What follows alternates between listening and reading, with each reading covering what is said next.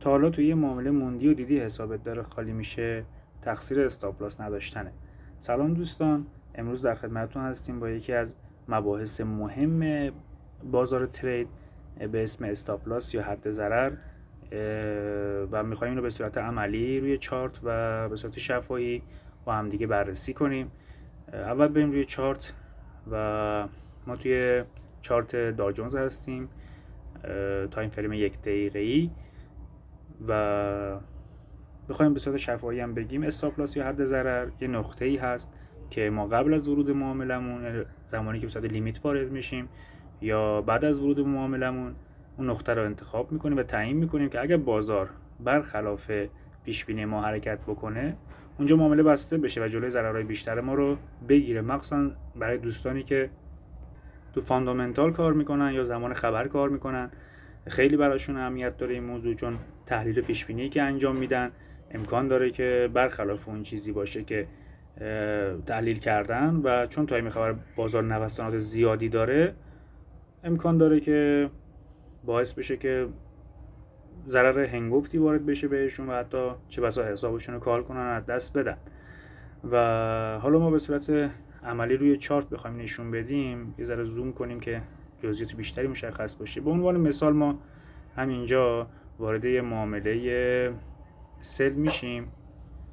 استاپمون هم یه مقدار پایین تر میذاریم، یه مقدار بالاتر میذاریم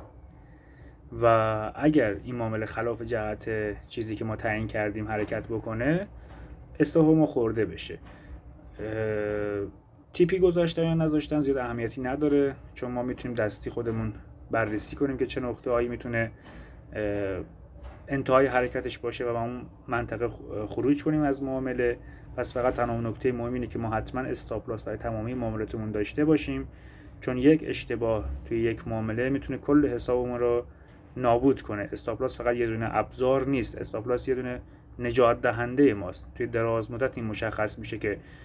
چه جوری عمل کرده، اون تی پی هایی که میگیریم و این ضررهایی که جلوشو میگیره. همونجوری که تو ویدیو هم دیدید الان معامله بسته شده، یعنی من پیش بینیم این بود، حالا به عنوان مثال میگیم که مثلا میخواد این چارت ریزش داشته باشه این نماد و من وارد معامله سل شدم با دیدن کندل نزولی، به عنوان مثال میگیم. و حالا دوستان هم بعدش بگن که تحلیل اینجا اشتباه بوده. نه، من تحلیلی نداشتم و فقط برای اینکه نشون بدم استاپ لاس چگونه عمل میکنه وارد معامله شدم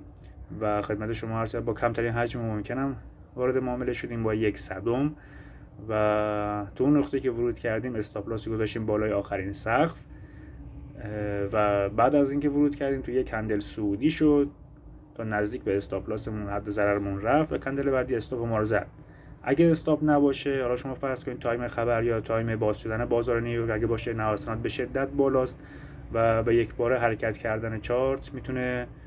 خیلی ضررهای جبران ناپذیری بهمون بزنه و ما این نکته رو باید خیلی بهش دقت کنیم که تریدر حرفه‌ای کسیه که بیشتر از این که سود بکنه از سرمایه‌اش محافظت میکنه. توی بحث این امروزمون اگر نکته‌ای داشتید، سوالی داشتید، تجربه‌ای داشتید، حتما با ما به اشتراک بذارید و اگر از این ویدیوی ما هم خوشتون اومد حتما ما رو سابسکرایب کنید، لایک کنید تا بتونیم ویدیوهای بعدی رو هم در خدمتتون باشیم.